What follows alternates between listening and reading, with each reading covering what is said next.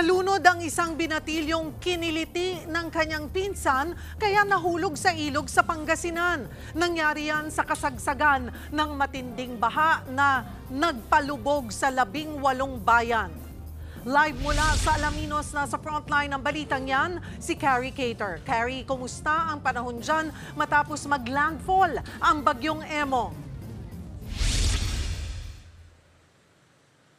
Cheryl, pabugso-bugso pa rin ang ulan at meron pa ring mayat-mayang malakas na hangin. Kaya pihadong hindi pa rin mawawala ang baha sa halos 20 bayan at syudad dito sa Pangasinan. Kanina nga, personal din tayong nakasama sa rescue operation sa isa sa mga yan kung saan mga bubong na lang ng mga bahay ang nakalitaw. Sakay ng bangka, binaybay ng News 5 kasama ang local responders ang mistulang floating village na ito sa barangay Poblasyon sa lungsod ng Alaminos sa Pangasinan.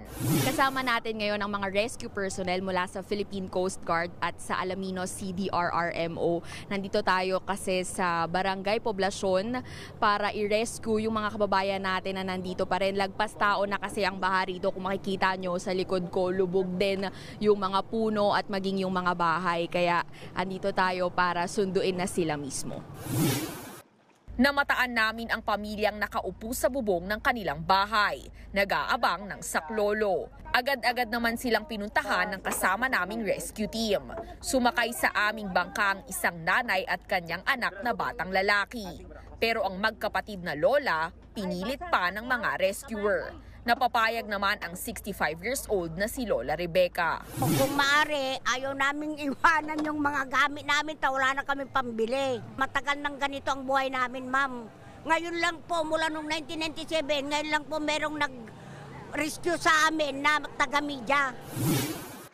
Pero ang isang lola, nagmatigas at hindi na talaga sumama sa amin. Okay lang po kami, kawawa naman po yung mga gamit namin. Kawawa po kayo po. Hindi, okay lang po, sige po. Bumababa naman na po. Babalikan na lang daw ng mga rescuers si Lola para pilitin ulit na lumikas na. Kabilang ang lugar na pinuntahan ng News 5 sa 15 barangay sa Alaminos City na lubog sa baha. Bukod dyan, sa bayan ng Calasiao, 300 residente ang inilikas din ng PCG dahil sa matinding baha. Ilang pamilya rin ang nirespondehan sa abot hitang tubig sa Urbis, Tondo.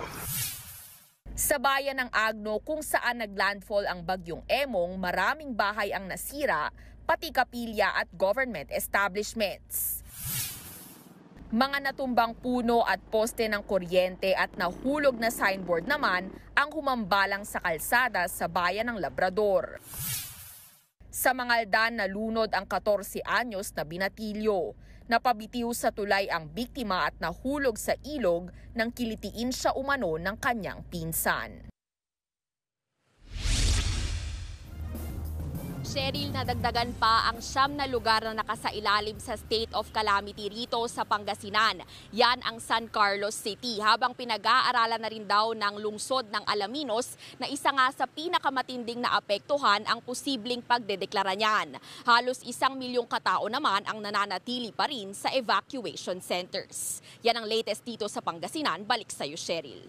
Maraming salamat at mag-iingat kayo riyan, Carrie Cater. Mga kapatid, Cheryl Cosing po. Maging maalam at may pakialam sa mga napapanahong issue at headlines. Mag-follow at mag-subscribe na sa social media pages ng News 5.